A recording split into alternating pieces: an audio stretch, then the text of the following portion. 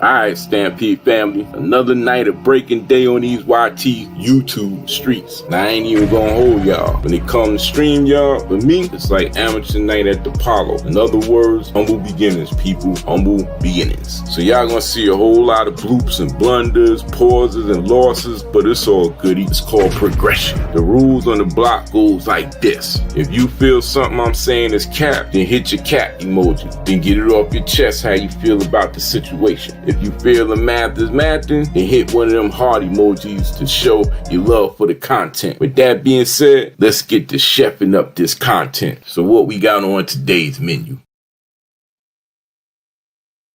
Alright, Stampede family. Today we gonna be talking about that grass-fed beef. Yeah, y'all heard it. Grass-fed beef. Now they tell me, well, I'll show y'all rather than tell y'all. So peep this. Grass-fed cattle fetch a premium price, so getting the sweetest grass to your herd is vital. The Lily Exos is a one-stop grass processing machine. It combs grass fields for the freshest grass, collects it, and stores it. Then it delivers it direct to the cattle in their feeding area.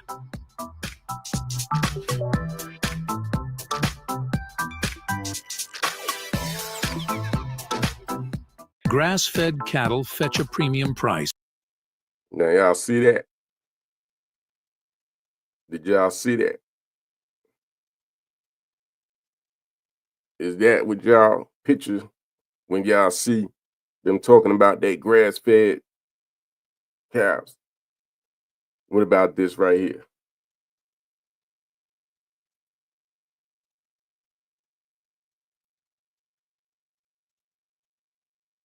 Y'all don't get it, do you? Here's your grass-fed beef right here. They just keep playing y'all like y'all stupid. That's what they think about y'all. And y'all just keep proving them right.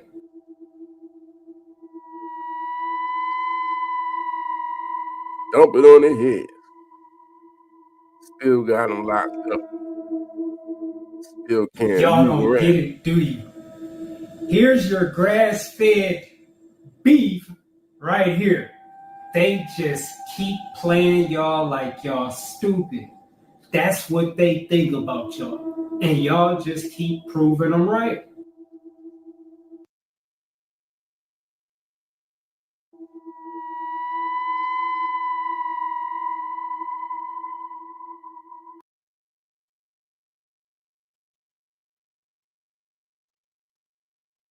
All right, shout out to Kev Rainier for that one. So, what y'all think about that? Me personally, I always imagine that the cows be, roaming around, eating good, feeling good until they can't feel good no more.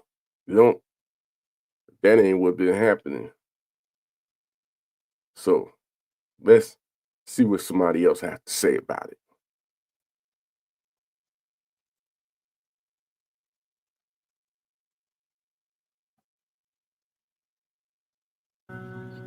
One dirty little secret I'll say about 100% grass-fed beef labeling is that there's not an easy way to ensure that the grass-fed beef that you're buying has actually been raised eating forages and grazed for its entire lifetime. And because it's a hot trend, a lot of companies want to associate themselves with grass-fed, which alone doesn't have a lot of regulation around it. It is practiced and possible to confine cattle and feed them GMO corn and call it 100% grass-fed beef.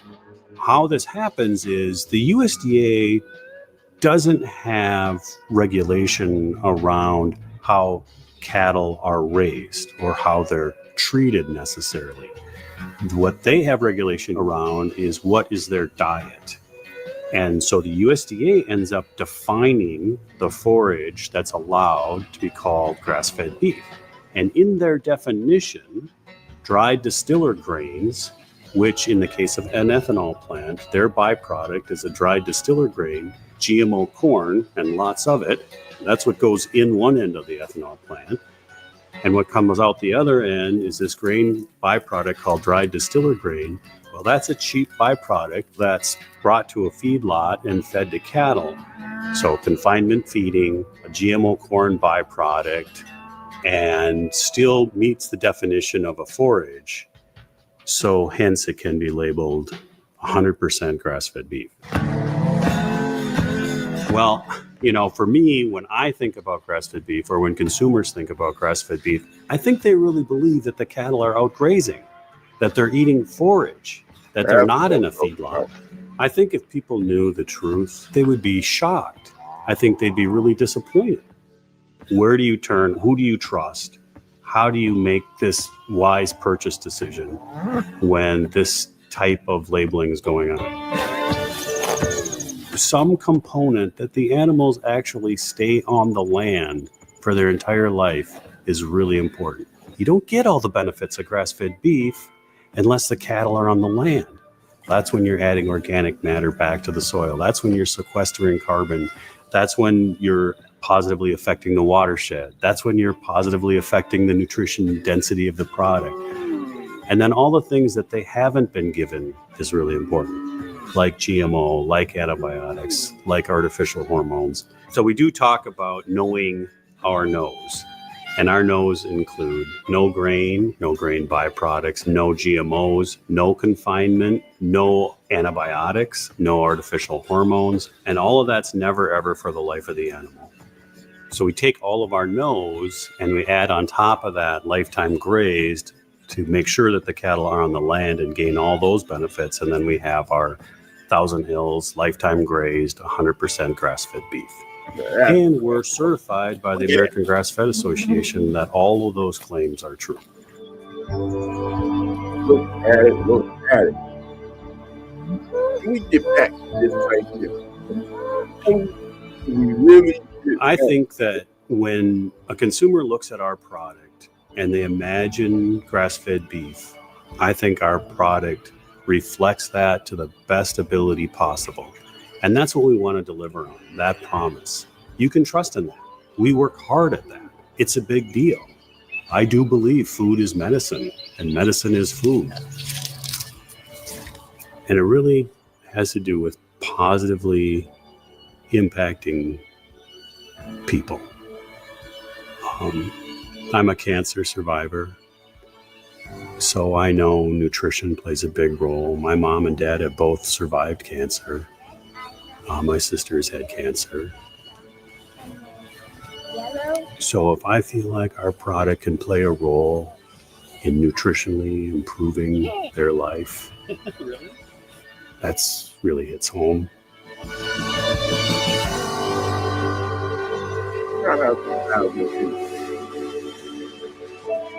I need this. The more consumers learn and the more consumers want to make a difference for their own body and for the people around them, the more that benefits our movement. Because then they look a little deeper, they ask more questions, they get the answers they're looking for, they vote with their dollars. Those dollars make a difference.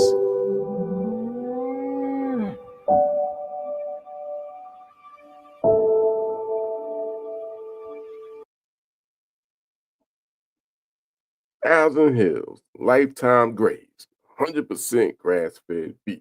That's what I'm talking about. Salute to y'all, Thousand Hills. Salute to y'all. Let me see what they about. Let's check them out.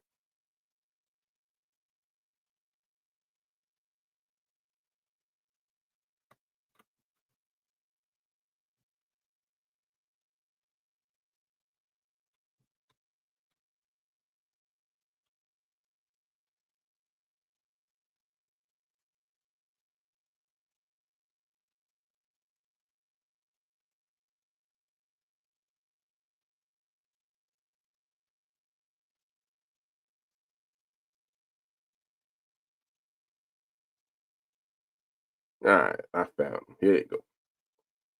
So let's see. The crafted natural beef. Thousand Hills Cattle Ranch.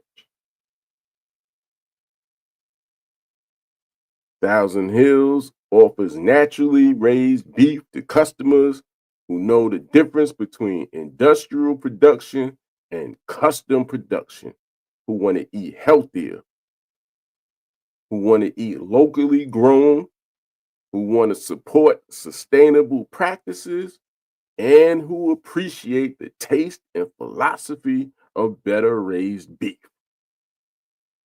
We do not use antibiotics or hormones on our cattle, nor do we vaccinate. Our cattle are grown naturally grown.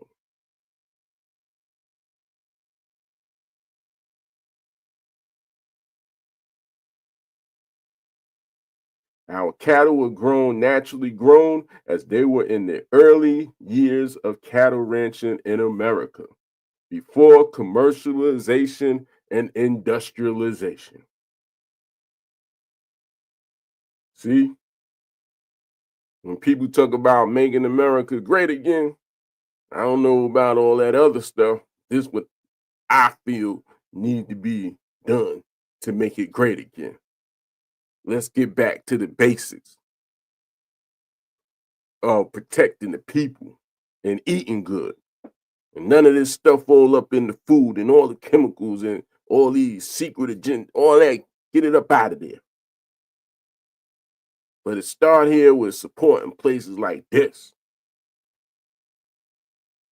Let's stop acting like there ain't no alternatives out there. Natural beef. Oh man.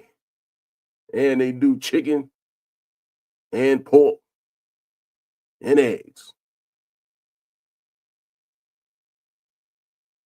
Wow. What prices looking like?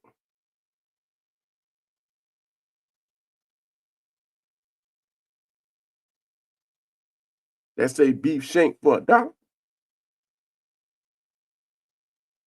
All y'all that eat that, nah, $1? Something wrong with that. Something wrong with that. $1?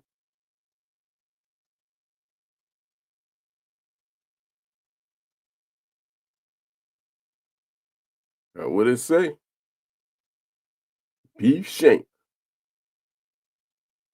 No, because right here it says our shank is $8 a pound.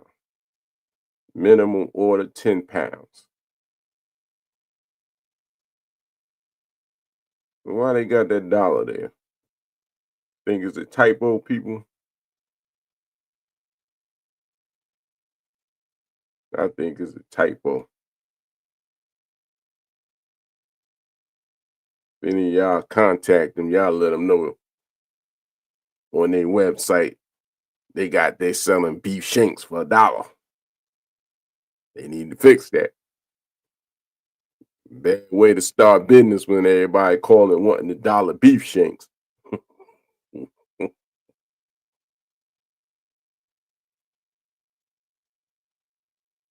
All right, so where we at with it?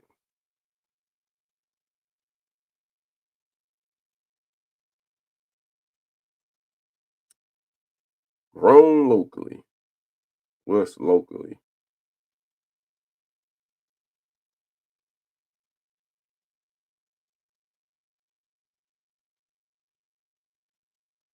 Look like they do a lot of stuff. These people talking about cheddar and jalapeno sausage.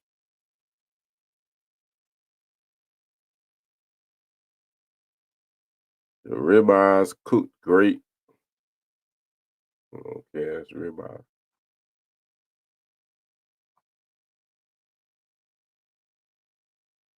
Look at that.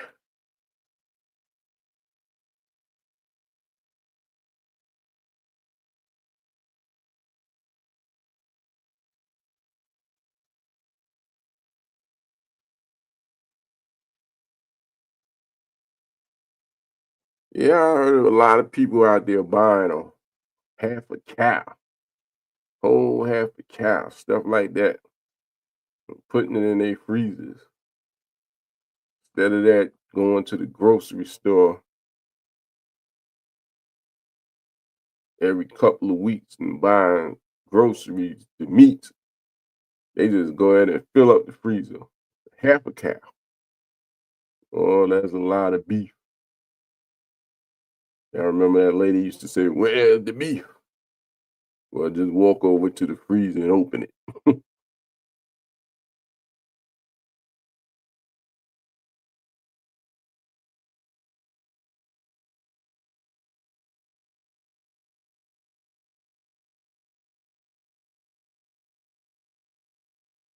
But yeah, this is the kind of stuff we need. We need to get back to this. Really do.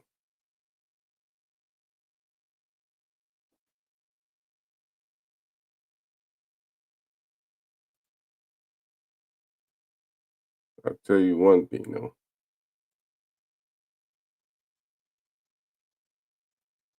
Let me see.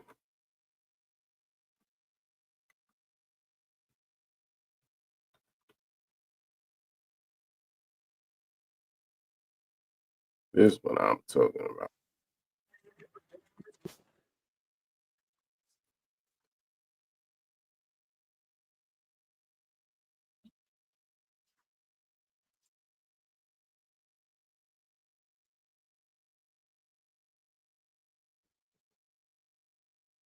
This is what I'm talking about right here. This is what a lot of people out there starting to do right here. Peep this. We just got here to Kelso's Meats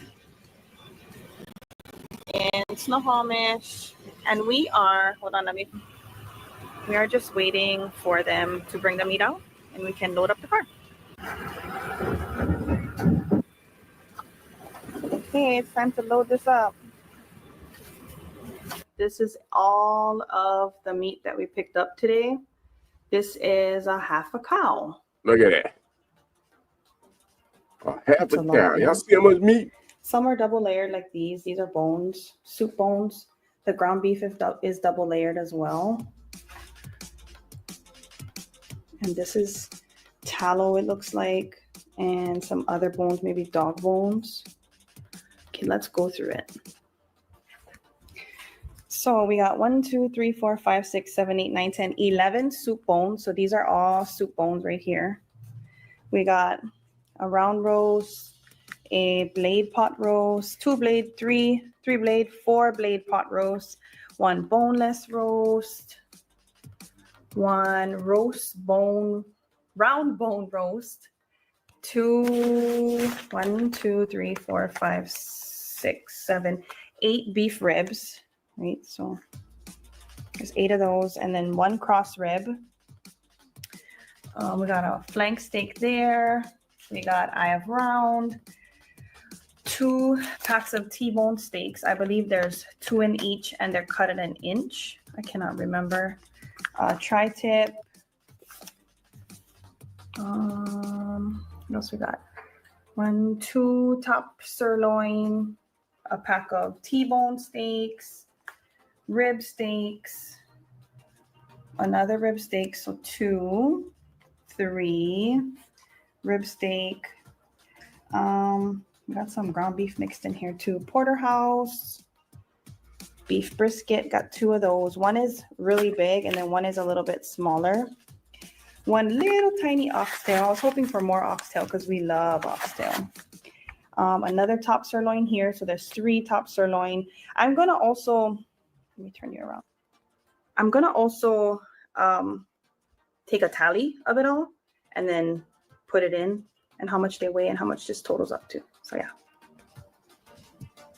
Skirt steak, 1, 2, 3 liver, 1 tongue, 1, 2, 3 skirt steak, 2 tenderloin steak, 1, that's part of the other top sirloin, porterhouse, and then the 2 rib steaks. And then all back there is all ground beef. Can you count how many ground beef that is, son?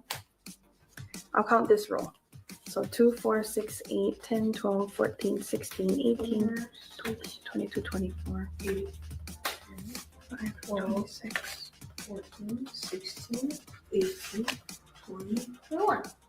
So 26 and 21 is 48, 46, 47. 47 packs of ground beef. Those are in 2-pound packs. And yeah, so I'm going to weigh everything and get it in the freezer because it's a long drive for us and some things are starting to thaw out, as you can tell. Like, you can see some moisture here. I just wanted to show you guys. This is a half cow. And this is how much, well, this is how much our half cow came out to be. We got it from Forest Cattle, and he apparently grows really big cows. We just completed loading the freezer. I'm glad we got a freezer this size. I believe this is a 16 cubic foot because the cow ended up a lot bigger than we were told, which we're not exactly complaining about, but we're kind of ill prepared. So now when we get our whole hog next month, I think we're going to have to get another freezer. Kind of organized it, sort of. So I would also suggest that you have some kind of backup power or something to in case the power go out, because you don't want to lose that much beef. No. You didn't spend all that money and all of it go bad. So nah. Make sure you got a backup power source when you buying like that. Here goes another couple that did the same thing too. Of like, we eat a lot of taco soup or hamburgers, things like that, in 2-pound packages, which is convenient.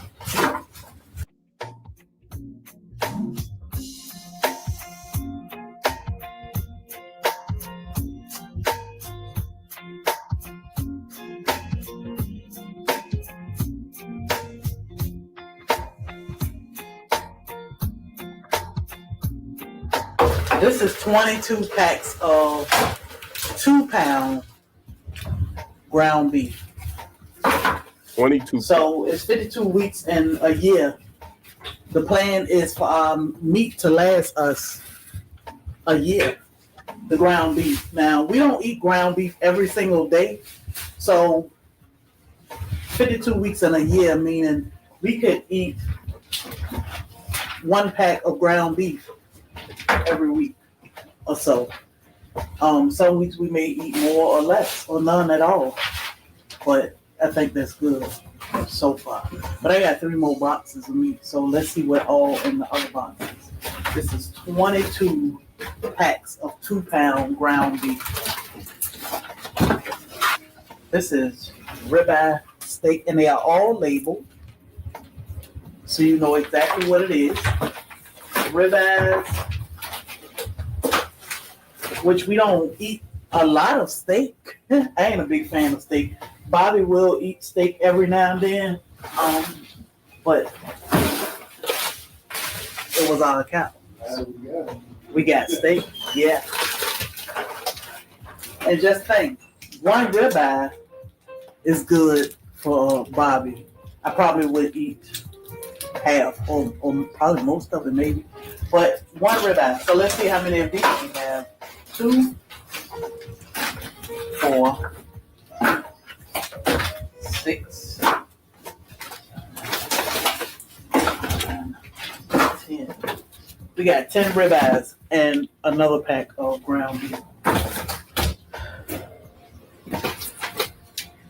So I did get the skirt steak also. This is flank steak.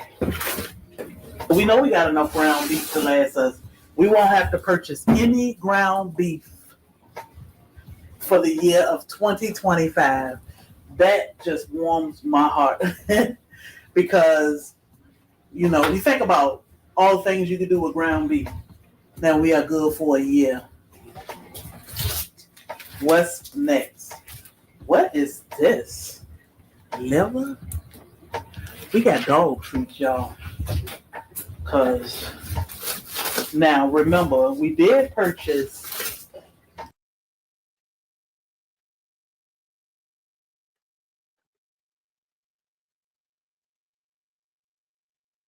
Becky, if you're new, and I just went to my local butcher shop and I picked up half a cow that I ordered from a local farmer. I have been ordering beef from this farmer for the past almost 9 years, I think. I think the first year Josh and I got married. Y'all see that? Half a cow. Y'all want to make it in today's society? Y'all gonna have to start thinking outside the box. Do things a little bit different out here.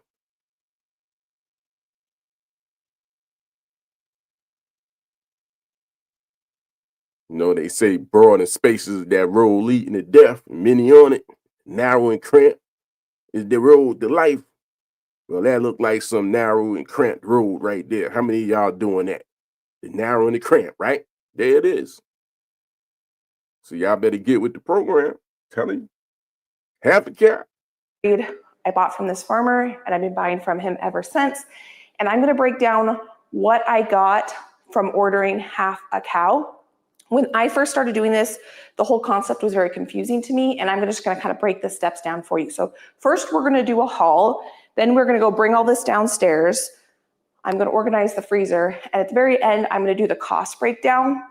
Now this farmer is grass-fed, grass-finished, which is something to note, that's important to me. And I'm gonna also show you what it takes, how much freezer space it takes for half of a cow in your freezer. We are also going to do some shopping downstairs while we're downstairs. But first, let's go through this haul so that I can bring it downstairs and put it in the freezer. A little bit of how this process works is I put an order in a few months ago with my local farmer stating I wanted to purchase half a cow.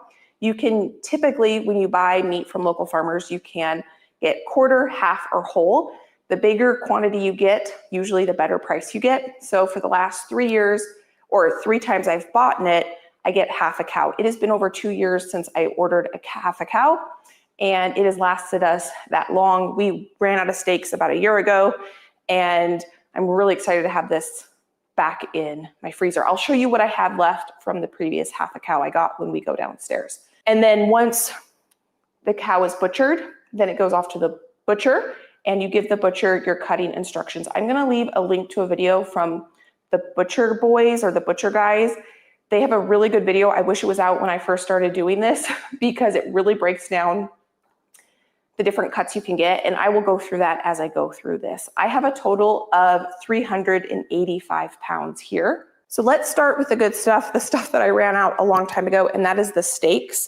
So I'm gonna go through what I chose to get for my cuts and what are some of the other options you can get when ordering half of a cow. And one thing to note, I ordered half a cow, so I got 1/2 of the cow, either the right side or left side, I don't know which. But if you do order a quarter of a cow, you're not getting the front end or the back end, you're getting a half of the front and half of the back. So I'm gonna show you what you get from a half a cow, but if you were to get a quarter cow, you have all the same cutting options, you would just get half of the amount of them. I hope that makes sense. So for example, this first thing, this is what I ran out of first. I ran out of New York steaks, and I have 2, 4, 6, 8, 10, 12. I have 14 New York steaks. Most butchers will let you either have them packaged in 1, 2, 3, or 4 steaks per package.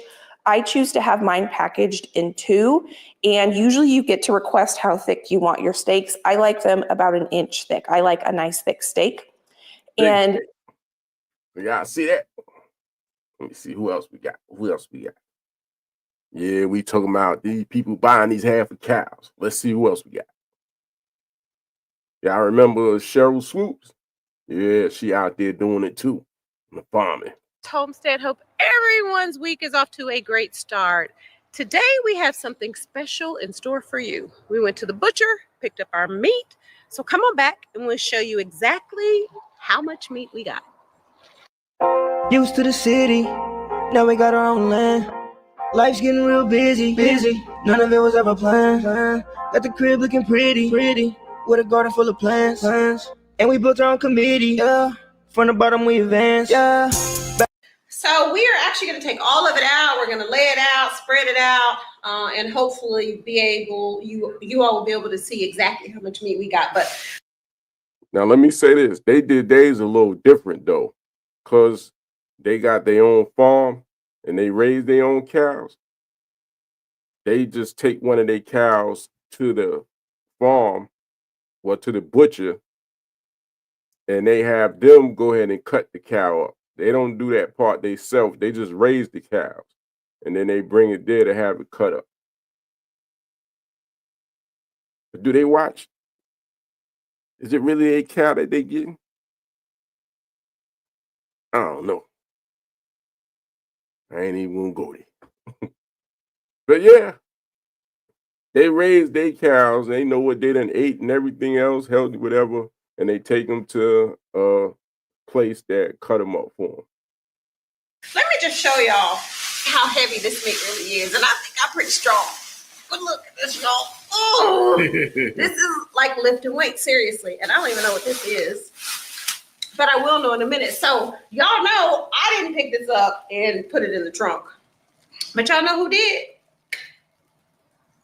Big Strong over there. Earl the Pearl. Earl, how heavy was it? Oh, that's pretty heavy. Yeah. I think we got about 350 pounds. 50? 350. 350. Yeah. That's a lot of meat, y'all. Yeah, it's a ton. And we bought two new One new one. We had one out here. We bought another one just for the meat, store the meat in it. So we bought another deep freezer. So, and we're checking out a little Gigi. She's talking about the food shortage, and one of the places she went right to was the beef. So we out here checking it out and learning from her and her videos. All right, Gigi. All right, guys, we're gonna get these bags open. We'll get this stuff laid out, and we'll be back to show y'all all we got. All right, guys, so as you can see, we still have 3 bags here that we have not gotten to yet. That's next. But so far, we wanted to show you what we have. So we got a shank steak here. Mm-hmm. And so we have, sorry, y'all, because I had to write it down, 13 packages. And I think, what did we say, Earl? Is there 2? I think, y'all. Whatever they are, those pretty big. They almost look like the size of roast. Yeah. Like small roast. Y'all, I've never made shank before, so I'm not really sure if. So I don't know. I think it's 2 in each package. So is that 28 steaks? Oh, you know what? Maybe this one. Because this is big. But this kind of looks like a roast. Yeah, it does. Yeah, but it's a steak. It says shank. Yeah. So we got 13 packages of shank. Here, I'll do the brisket. We got 2 nice briskets, y'all. So far, I don't know, it might be more. And they were already packaged, so I'm super happy about that we don't have to do it. All right. So we got 2 nice briskets. Those going right in the smoker, Rob. Very nice. And ribeyes. So there are, what did we decide, y'all? It's 2 in each one. Yeah. No, 4. 4 in each one. 4 in each one. So we have 20 total. Well, 20 ribeye. It's ribeye. Mm-hmm. Okay. And then we got 13 T-bones because there's 2 per. I wonder which way was cheaper to do. Because when you think about how much it costs to raise them cows, how you got to feed them and all that stuff, and have the land for them to graze on and all that, there's a lot of cost going into that. And then I wonder how much you have to pay the butcher to chef it up. Wonder if they charge them a lot as well, because between growing the cow and then having the butcher doing it and paying them and all that, packaging it up and all that, I think that might be pretty costly, you know, as opposed to going to the farm and having them cut up one of their cows where they already gonna do it. And you ain't eating that cost it take to raise the cow. I don't know. Just something to think about. Per package. Mm-hmm. And then there was a loaner. Y'all, what y'all think this was like the end? Little man. Okay, and Earl, you want to do I the, think those four. Each one of those too. Now I'm looking at it. See no, how- but it's a T-bone though. Yeah, but see how. That's see what how I they got was two thinking bones? They're too. smaller. There's four in each one. That's what I was thinking, but Yeah, it might be. So so I four. can't decide. So how many would that See, be? because if you look at this, it looks like that's one and that's one Mhm. and that's one and that's one. Yeah, all the same cut. How many is that?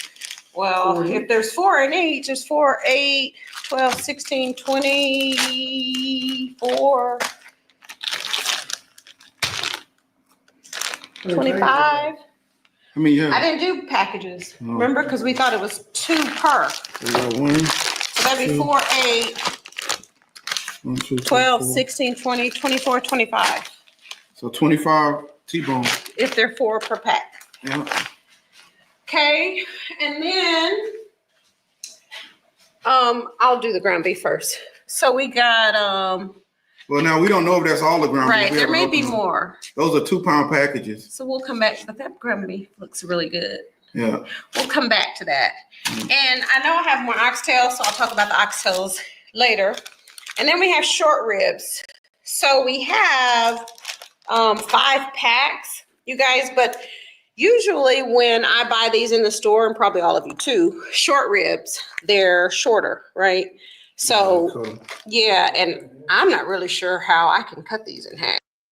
And we have 7 packages, so got a 14. total of 14. 14. These Ooh, those are are really cool. good.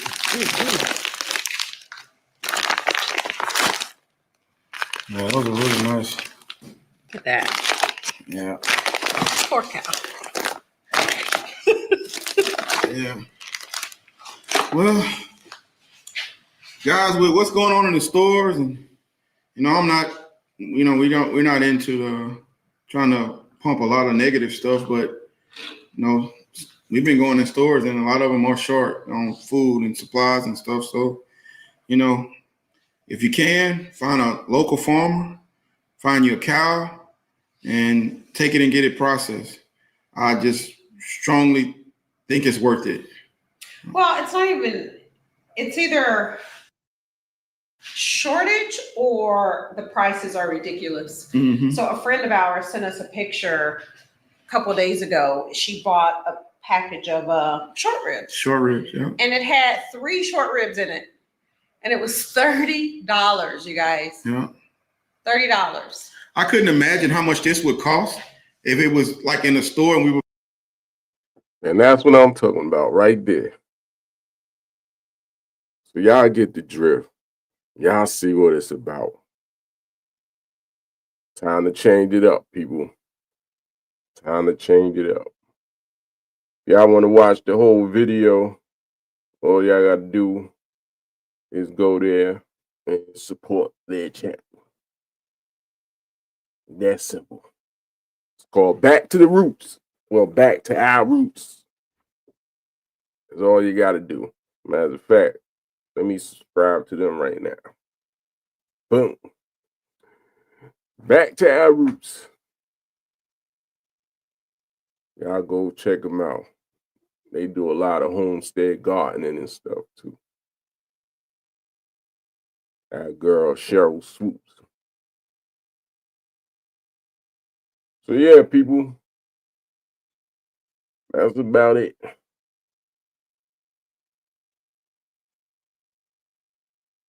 Y'all seen what's going on with that grass-fed what they doing to it. Let me tell you something. And that's the good side of things. Because I done been a lot of places, a whole lot of places. And I'm going to tell you this. Sometimes you get into a little town somewhere, and before you even get to it, you already know that there's a cow farm coming up because the smell, it should be illegal. Just keeping it a buck. The smell that hits you, especially if it's a hot day, oh my goodness. And then, no cap, when you finally do get to that farm, you just see cows for as far as you can see. And they standing room, literally. And ain't no grass, it's just mud. Like where they be doing urine and whatever and standing all in it and stepping in it to the ground is just mud. Black mud. It ain't no grass at all. And then you see them eating out of them little troughs or whatever those things is that they put that feed in. So I'm gonna tell you, man, seeing is believing. And I'm telling you right now, they got some.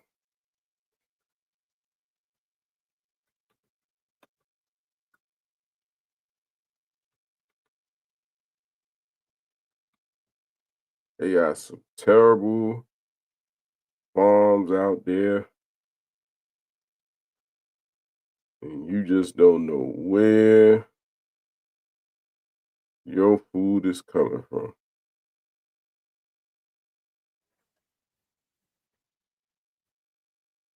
There you go. So y'all done seen the good side. Let me show y'all the bad side real quick. This is what I'm talking about when you start seeing stuff like this. Look at this. The largest cow raising operation on the West Coast.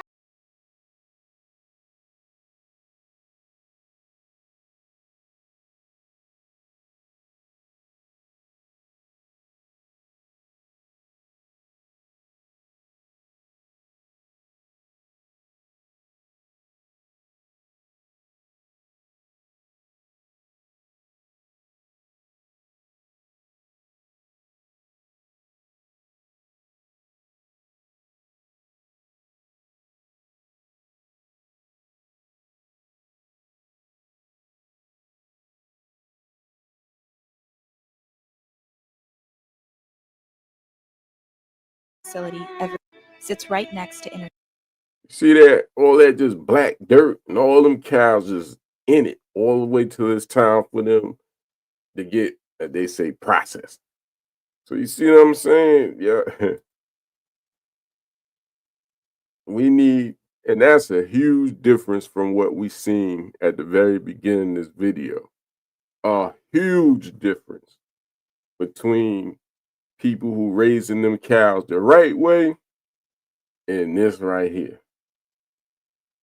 But hey, that cheap, right? I want that cheap meat, right? Cheap come with a cost. Trust me. That mean they cut some corners somewhere. That's how they was able to beat the competition and make theirs cheaper. I think people forget that. People think that when you getting something cheap, you got a deal because you got the equivalent of that which is expensive. And you totally wrong. You totally wrong. This is where your cow came from right here. You see that? I don't eat beef, so I don't have them problems. But you see that? Y'all see it? Look at that. Compared to them grass-fed ones. Y'all better get it together, people. Y'all better get it together. But imagine if you had all your meat sitting in the freezer already for a whole year. Yeah.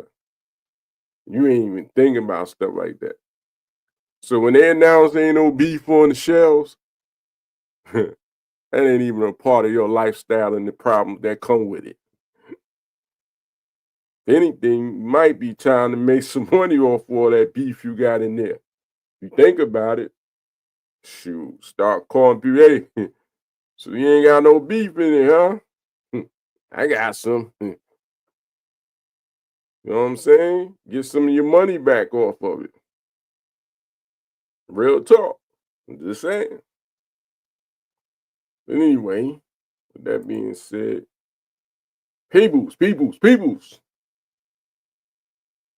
It's been real. It's been fun.